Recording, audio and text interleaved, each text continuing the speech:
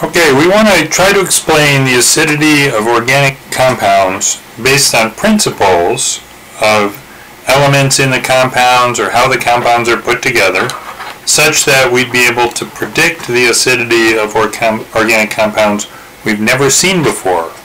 So that's always a really powerful part of science, is if you understand the concepts, you can make predictions based on stuff you've never seen before and sort of gain a little insight. And so a colleague of mine used to organize his explanation of the acidity of organic compounds into 4 ideas: the element effect, hybridization, inductive effects, and resonance effects. And since I'd thought about it, and after teaching the course for a few years, I've decided a couple of things might be important here. So the element effect has to do with the element directly attached to hydrogen. So if you have a hydrogen attached to a certain element, and I'll just call it X to whatever, then the factors of X that influence the acidity of the hydrogen are going to be the size of the element X and its electronegativity. So what he calls the element effect really comes down to the size and electronegativity of the element that the hydrogen is directly attached to. And then that would also lead me to move this hybridization into the element effect, because what we'll be talking about here is the hybridization of the element directly attached to the hydrogen. So the hybridization of something 20 atoms away from the hydrogen isn't going to have much of an effect, but the hybridization of the atom directly attached to hydrogen is, I think, very important. So he used to separate these two, but I think hybridization has to do with the element directly attached to hydrogen, just like his other 2 principles he put under the element effect. And then most books will include inductive effects and resonance effects. Some might call resonance effects electron delocalization, which is another good term to explain what's going on with resonance effects. And then I would add in a 6th thing as I'm counting them. I have size, electronegativity, and hybridization as 3 concepts related to the atom directly attached to the hydrogen. And then in terms of elsewhere or overall in the molecule, you're going to have inductive effects, resonance effects, and the charge, which can be a direct consequence of the degree of protonation, or the number of hydrogen ions that are already present in the compound. So I essentially go with 6 ideas, and I'll explain those, although be prepared, different people use different terminology. If you hear somebody say the element effect, that's something that refers to the properties of the element directly attached to hydrogen, and they're usually talking about size and electronegativity as the 2 factors to look at with regard to that element. So let's go through some more verbal explanations adapted from my colleague's work, as well as some examples, because I think the examples are the really powerful way to see the trends and to see how much of an effect different factors have on the acidity of molecules. So as I discuss the effects that affect acidity, it's good for me to solidify my understanding to memorize pKa values for representative compounds and to plot them or graph them on a pKa table. And so what I'm going to do as I discuss these things is start to list pKa values for representative small molecules that will give you an idea of what's affecting the acidity. So HBr, HCl, and HF all have pKa values that are negative. And at this stage in the course where you haven't seen a bunch of pKa values, you may not realize how rare it is to have a negative pKa value. But negative pKa values means these are very strong acids. So these HBr, HCl, and HI are very, very strong acids, and that's due to the size effect. The atoms directly attached to hydrogen are large, and their size is mismatched with the hydrogen, and so that leads to a very high acidity for these compounds. And that's something, again, if I want to see the effect there, HI has a pKa of about -9, HBr has a pKa of about -8, and HCl has a pKa of about -7. So you can see the trend as you go to smaller atoms, you get less acidic. And these three are all sort of comparably very, very large compared to hydrogen. As you get to HF in this series, the pKa is 3.2, which makes it more of a weak acid than a strong acid. And that's because the fluorine is pretty small. And one thing you might summarize here, looking at this trend and these values, is the larger the atom directly attached to hydrogen,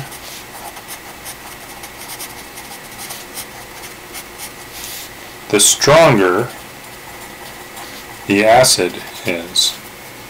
So the iodine being the largest means the strongest acid, the fluorine being the smallest, the weaker acid. Again, pKa of 3.2, HF is fairly acidic and very acidic on our scale. As you'll see, that's a fairly low pKa value, but it's nowhere near these negative ones. And since this is a log scale, even a difference of 1 in the pKa's means a factor of 10 in the acidity. So HBr is 10 times as acidic as HCl, and HCl is much more acidic than HF. So that's something, as you get used to looking at these numbers, you might want to think through the mathematics a little if you're prone to it, to get an idea of how much of a difference this really is. And as my colleague would also describe, methane, ammonia, water, and HF also illustrate one component of the element effect, and that would be the electronegativity component.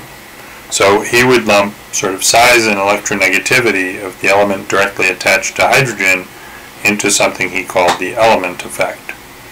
I'm going to separate those two out, and we're going to talk about size of the atom directly attached to hydrogen, and then the electronegativity of the atom directly attached to hydrogen as different factors there.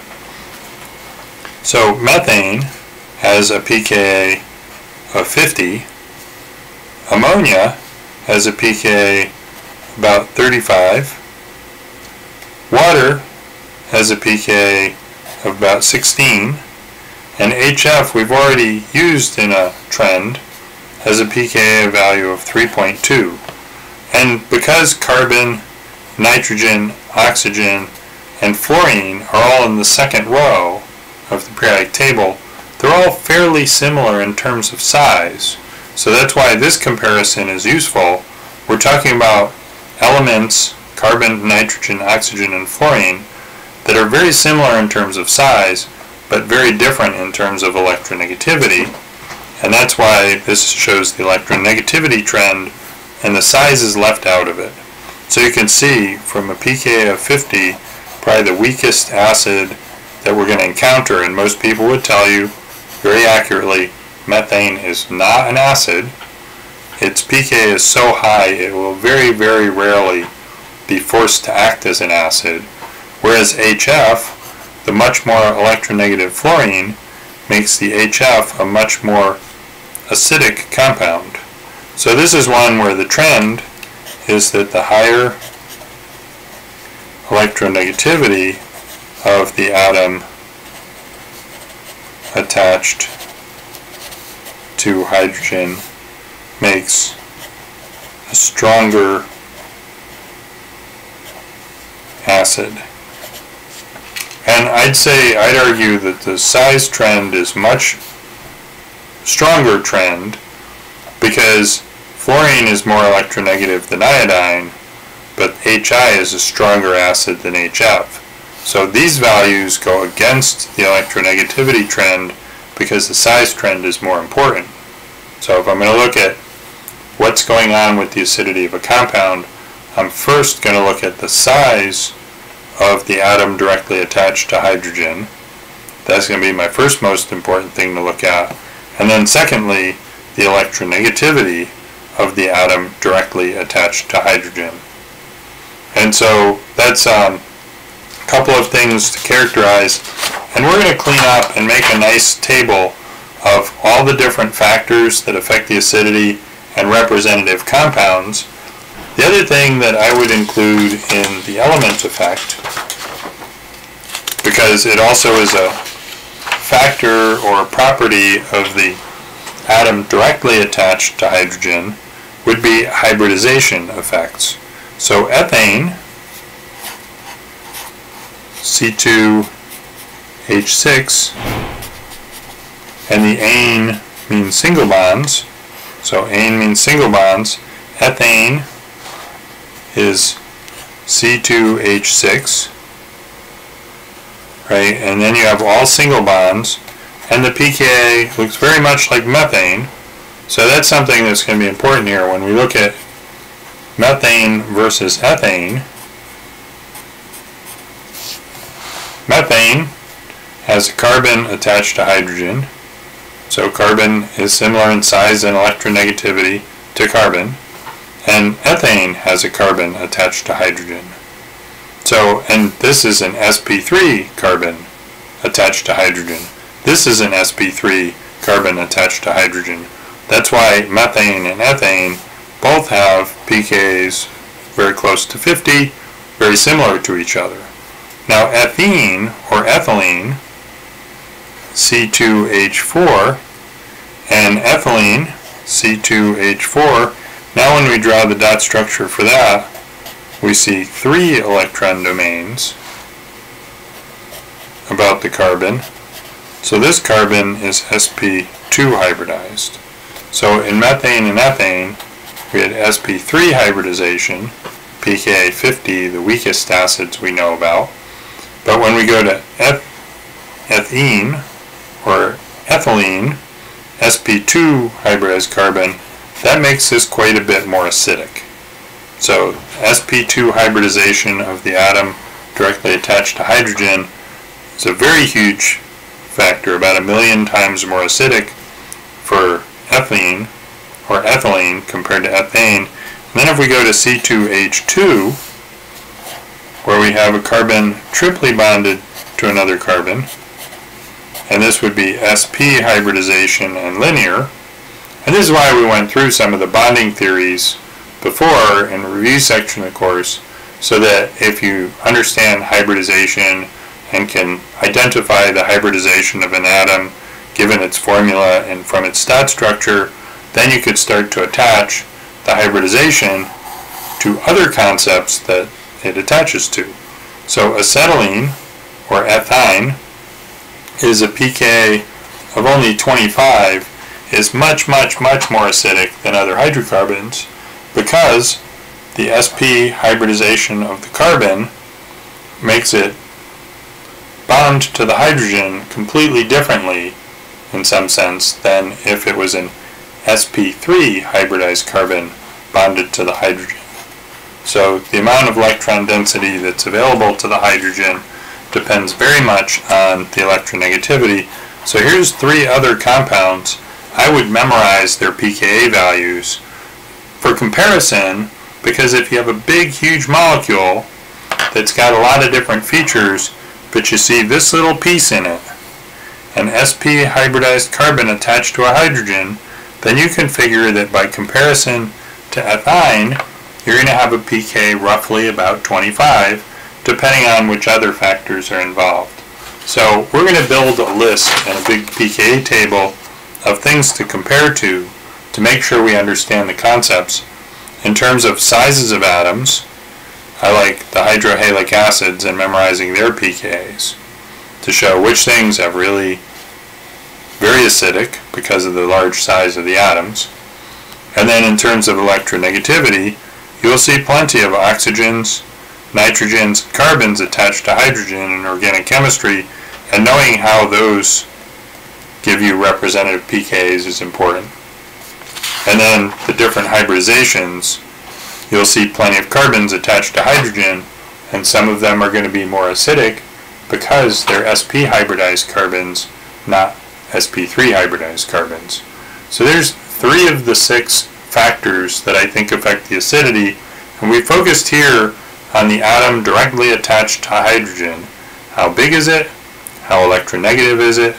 And what's its hybridization? Because those are really important in the acidity of the hydrogen that's attached to some atom.